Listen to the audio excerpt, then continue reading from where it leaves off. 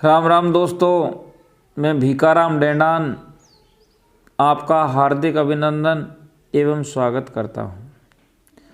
तो चलिए दोस्तों, मैं आज आपको एक इस तरीका का प्रसंग सुना रहा हूं जो महाभारत से वर्णित है।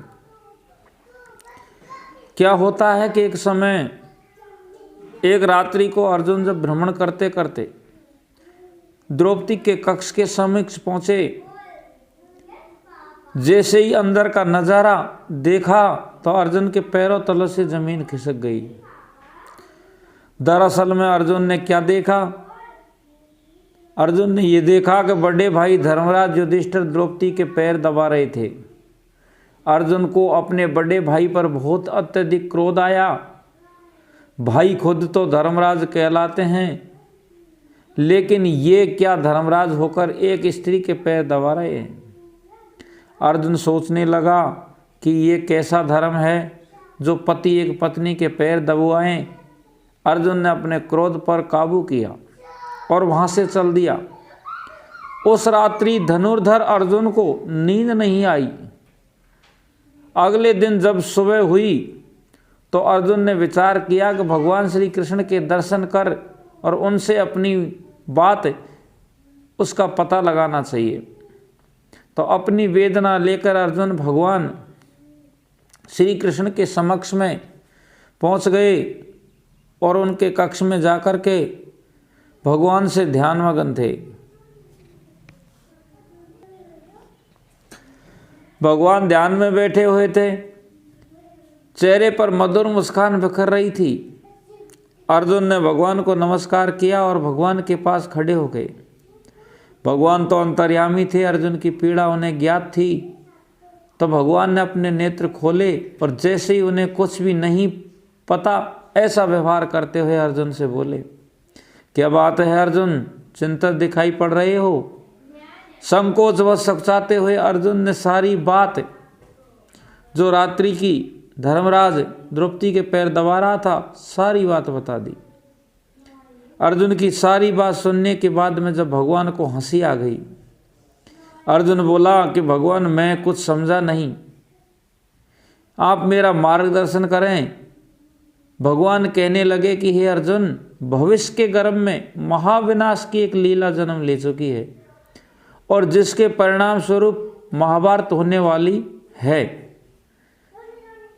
भगवान बोले कि अर्जुन, जिसे तुम साधारण द्रौपदी समझ रहे हो वो कोई साधारण स्त्री नहीं है, स्वयं माँ जगदम्बा का अवतार काल रात्रि है।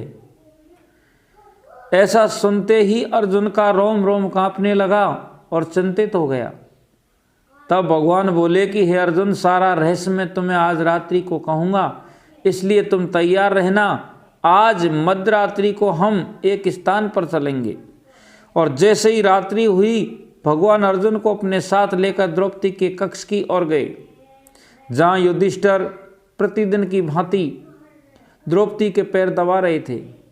तब भगवान बोले कि हे अर्जुन, तुम्हारे भाई धर्मराज युधिष्ठिर द्रौपदी के बीच में जो बातचीत हो रही है, वो संवाद हो रहा है, उनको ध्यान से सुनो, वो क्या कह रहे हैं।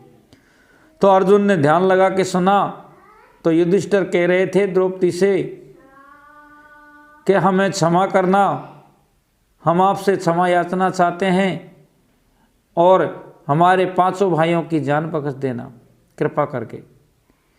इस तरीका से वो इनसे विनती करते हैं द्रौपदी से, लेकिन द्रौपदी कुछ नहीं बोलती और बिना कुछ बोले वहाँ से चलने लगी।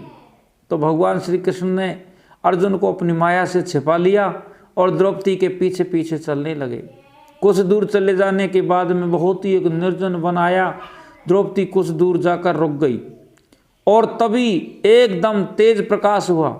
उस वन में एक सरोवर बन गया माया से, जिसके किनारे 9 सिंहासन लग गए।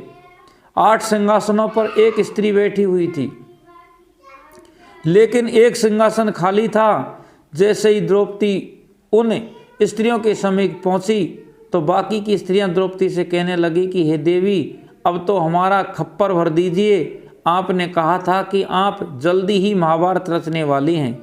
देवियों का वार्तालाप चल ही रहा था कि द्रौपदी का रूप भयंकर काला होता चला गया और द्रौपदी माँ काली बन गई, जो सिंहासन खाली था उस पर जाकर के बैठ जाती है।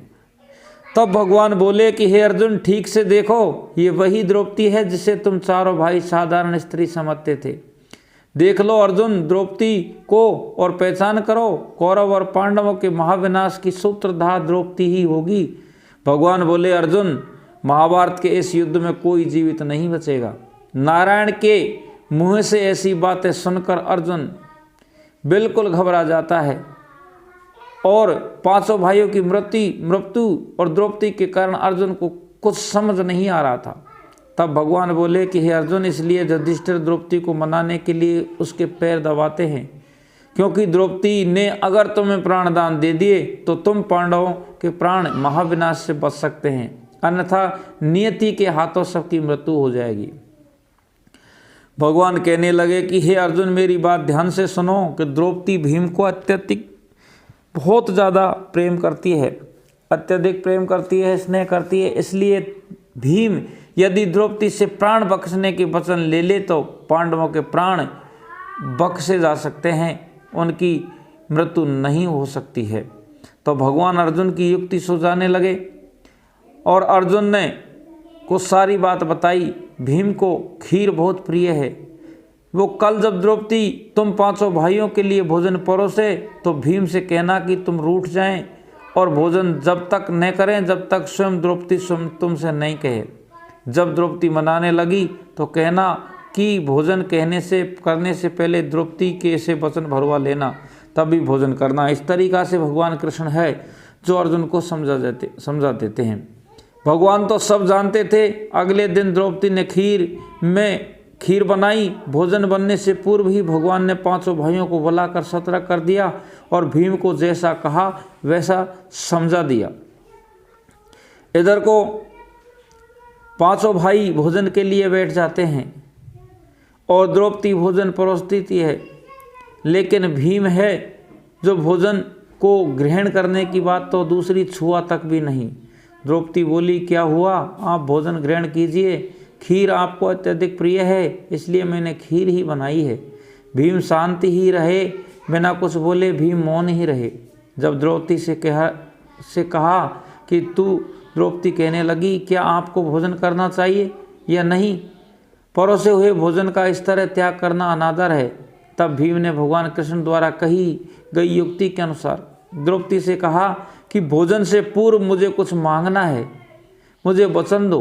भीम के शब्दों में गंभीरता थी, लेकिन द्रौपदी फिर भी कुछ नहीं समझ पाई और बोली कि हाँ जी, जो कहेंगे वो मिल जाएगा, चाहिए क्या चाहिए। इस तरीक़ा से भीम बोला तो देवी पहले वचन दे दीजिए, तो हमें मांगे वो हमें दे दीजिए। द्रौपदी ने तुरंत भीम को वचन दे दिया। हाथ जोड़कर भीम कहने लगा कि हम पांचों पांडवों के प्राण बख्श दीजिए। पांडवों के बाद भगवान श्री कृष्ण वहाँ आ गए और कहने लगे कि छठे नारायण के भी प्राण बख्श दीजिए।